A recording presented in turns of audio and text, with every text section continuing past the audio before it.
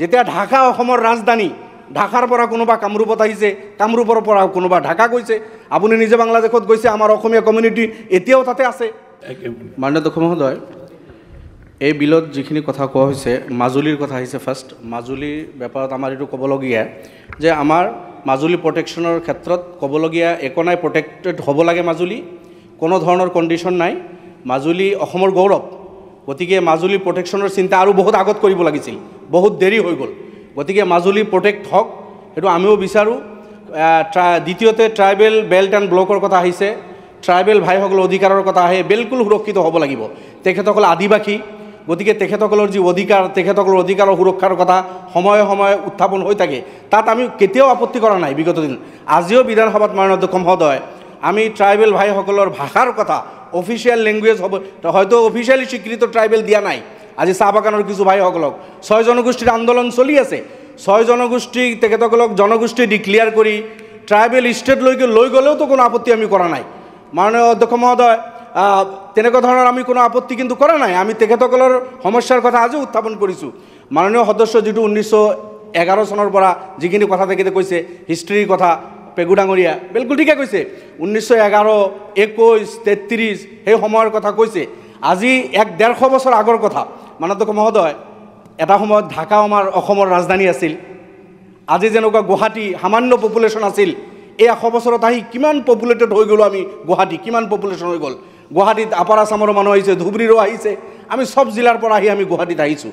তো এখন ৰাজ্য যেতিয়া ঢাকা অসমৰ ৰাজধানী, ঢাকাৰ পৰা কোনোবা কামৰূপত আহিছে, কামৰূপৰ পৰা কোনোবা ঢাকা গৈছে।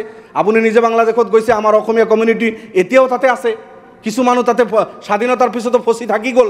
তো এনেকুৱা এক জিলাৰ পৰা আন এখন জিলালৈকে আমি যি কথা কৈ আছোঁ এই কেইদিনৰ পৰা, এইটো এটা বাস্তৱ সত্য কথা আমি কৈ আছোঁ। এখন ৰাজ্যৰ পৰা আন এখন ৰাজ্যলৈকে মাননীয় মুখ্যমন্ত্ৰী যোৱাকালি কৈছে যে আমাৰ কৰোণাৰ সময়ৰ কথা কৈছে, 12 লাখ ল'ৰা ছোৱালী হয়তো সেই সময়ত বাহিৰত আছিল, যিসকলক কিবা অনুদানৰ কথা তেখেতে ঘোষণা কৰিছিল, বাহিৰৰ পৰা এপ্লাই কৰিছিল। আজি হয়তো কিজানি 24 লাখ আছে অসমীয়া জনতা অসমৰ বাহিৰত, বেলেগ ৰাজ্যত কৰ্মসূত্ৰ আছে, কোনোবা ঘৰ বনাইছে। এইটোতো নিজৰ ৰাষ্ট্ৰৰ ভিতৰত, নিজৰ ৰাজ্যৰ ভিতৰত এখন জিলাৰ পৰা আন এখন জিলালৈকে যোৱা, এইটো আজি নহয় মাননীয় অধ্যক্ষ মহোদয়, এইটোতো হিউমেন নেচাৰ। ৱৰ্ল্ডৰ গোটেই কাণ্ট্ৰিত, আমাৰ ৰাষ্ট্ৰতো, আমাৰ জিলাতো হৈছে। কিন্তু আমি তেতিয়া আপত্তি কৰোঁ যেতিয়া আজি অকল এই 150 বছৰ আগত নিজৰ ৰাষ্ট্ৰ বা নিজৰ ৰাজ্যৰ এখন জিলাৰ পৰা আন এখন জিলালৈকে এই ময়মনসিংহা যিটো নাম কৈ আছে, বা বংগীয় মূলৰ মুছলমান যি কথা কৈ থকা হৈছে, অকল সেইসকলে অহা নাই। অসমৰ পপুলেশ্যনটো সামান্য আছিল। আমি যদি চিন্তা কৰোঁ ভাৰতবৰ্ষৰ বিভিন্ন ৰাজ্যৰ পৰা, ঝাৰখণ্ডৰ পৰা এটা ছেম টাইম আহিছে, বিহাৰৰ পৰাও আহিছে, উৰিষ্যাৰ পৰাও আহিছে, বা অন্যান্য আৰু কিছুদিন আগত গ'লে আমাৰ উত্তৰ প্ৰদেশৰ পৰা বিভিন্ন ৰাজ্যৰ পৰা আহিছে। 500, 600, 800 বছৰ আগত যদি আমি যাওঁ, তেতিয়াহ'লে আৰু বহুত বাহিৰৰ পৰা আহিছে। মাননীয় অধ্যক্ষ মহোদয়, এই হিষ্ট্ৰীখিনি আমি সকলোৱে জানো, মোতকৈ মাননীয় সদস্যসকলে আৰু বেছি জানে, মই এইখিনি ৰিপিট কৰিব বিচৰা নাই। কিন্তু যেতিয়া এটা কমিউনিটিক টাৰ্গেট কৰা হয় যে নিজৰ ৰাষ্ট্ৰৰ এখন ৰাজ্যৰ পৰা আন এখন ৰাজ্যলৈকে আহিছে, বা এখন জিলাৰ পৰা আন এখন জিলালৈকে গৈছে, সংবিধানে এলাউ কৰিছে, 150 বছৰ আগত তেখেতসকলে থিতাপি লৈছে। নিজৰ মাতৃভাষা, ৱৰ্ল্ডত তেনেকুৱা কোনো কমিউনিটি নাই যে নিজৰ মাতৃভাষা বিসৰ্জন দি অন্য এটা নতুন এটা ভাষা, অন্য বুলি মই নকওঁ, এতিয়া আপোন ভাষা আমাৰ, নতুন এটা ভাষাক এডপ্ট কৰি আঁকোৱালি লৈ সেই ভাষাতে সপোন দেখে, স্কুল কলেজ ল'ৰা ছোৱালীক চব সেই ভাষাতে পঢ়ায়। এই ভাষা জীয়াই ৰখাৰ ক্ষেত্ৰত এই জনগোষ্ঠীৰ অসমত যিমান অৱদান আছে, মই ভাবোঁ বেলেগতকৈ কম নহয়। বেছি বুলি মই নক'লেও বেলেগতকৈ কোনো গুণে কম নহয়। অসমীয়া মাধ্যমৰ এই বিদ্যালয়বিলাকৰ আমাৰ ল'ৰা ছোৱালী যেনেকৈ পঢ়ি আছে। যেনক মাননীয় অধ্যক্ষ মহোদয়, এটা সময়ত স্বাধীনতা পালোঁ আমি, অসমখন পাকিস্তানৰ লগত থাকিব নে ইণ্ডিয়াৰ লগত থাকিব, তেতিয়াও কিন্তু ওছমান আলী সদাগৰ, মতলুবুৰ ৰহমান মজুমদাৰৰ পৰা আৰম্ভ কৰি আমিৰুল্লাহ চাহাব, বৰপেটাৰ সেই বিধায়কজন, ধুবুৰীৰ সেই বিধায়কজন মুছলমান হোৱা সত্ত্বেও তেখেতসকলে ভোট দিলে নহয় আমি ইণ্ডিয়াৰ লগত থাকিম, আমি পাকিস্তানৰ লগত নাযাওঁ।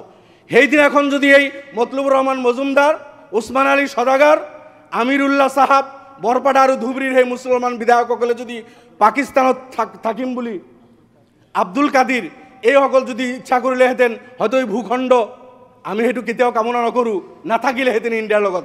এইবিলাক ছেক্ৰিফাইচ আমাৰ পূৰ্বপুৰুষেও কৰিছে।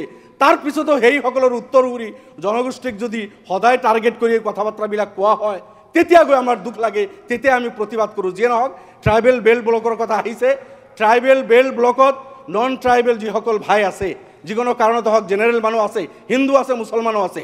মই হিন্দু মুছলমান কৰিব বিচৰা নাই। মাননীয় মুখ্যমন্ত্ৰীক মই অনুৰোধ কৰিম যে ট্ৰাইবেল বেল্ট আমাৰ সুৰক্ষা দিব লাগিব। ট্ৰাইবেল ভাইসকলৰ অধিকাৰৰ কথা আমি প্ৰথমে চিন্তা কৰিব লাগিব, কোনো ধৰণৰ আপত্তি নাই। কিন্তু সেইখিনি এটা নেচাৰেলি আমাৰ নন ট্ৰাইবেল ভাইসকলে সেই বেল্টবিলাকত আছে। এতিয়া জেনেৰেল মানুহ হিন্দু আছে, মুছলমানো আছে, গতিকে তাতে আপুনি যি ব্যৱস্থাই কৰিব মুখ্যমন্ত্ৰী মহোদয়, সকলোৰ কাৰণে যাতে আপুনি সমান ব্যৱস্থাটো কৰে, এইটো অনুৰোধ মুখ্যমন্ত্ৰীৰ ওচৰত। ট্ৰাইবেল বেল্ট বল্টৰ কিবা সিদ্ধান্ত লৈ তাতে নন ট্ৰাইবেল ভাইসকল যিসকল আছে, সেইসকল হিন্দু হওক, মুছলমান হওক, সেইসকল জেনেৰেল যি কাষ্টৰে নহওক কিয়, যদি ভাৰতীয় নাগৰিক হয়, ভাৰতীয় নাগৰিক হ'লে আমি তেখেতসকলৰ পক্ষত এটা কথাও নকওঁ। ভাৰতীয় নাগৰিকৰ কাৰণে আপুনি সমানভাৱে চিন্তা কৰিব বুলি আপোনাৰ প্ৰতি অনুৰোধ থাকিল, আহ্বান থাকিল। এইটো tribal bolt. Lawrence Islary sir